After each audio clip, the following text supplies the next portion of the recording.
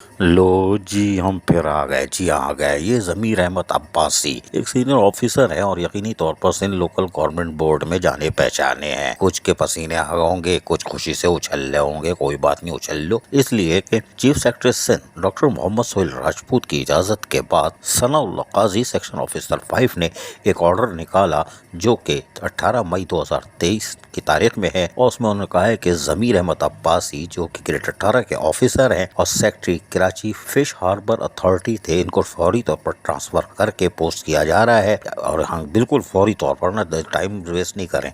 Secretary grade 18 में local government board, जी हाँ, ये वापस आ गए हैं। और यहाँ से अल्ताफ अहमद चाचड़ जो कि सिंध लोकल गवर्नमेंट बोर्ड में थे, सेक्रेटरी बोर्ड की हैसियत से फराइज अंजाम दे रहे थे ग्रेड 18 में, इनको ट्रांसफर करके SNGD रिपोर्ट करने के लिए कहा है। ज़मीर अहमद अब्बासी की वापसी हो गई और ये तो आना था। कुछ लोगों ने 2-3 दिन से कहना, बल्कि ये 2 हफ्ते से कह रहे थे कि शायद ये नहीं आएंगे, लेकिन ये आएंगे और हमने कहा था और ये आ गए। और अभी एक दफ़ा फिर अपने फ़राइज़ ऐसे तरीके से अंजाम देंगे।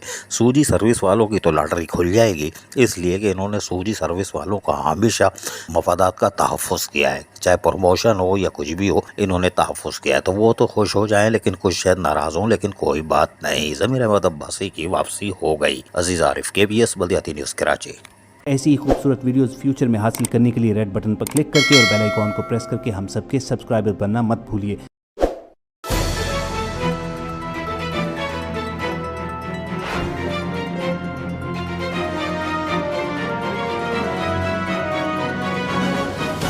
KBS बल्दियाती न्यूज़।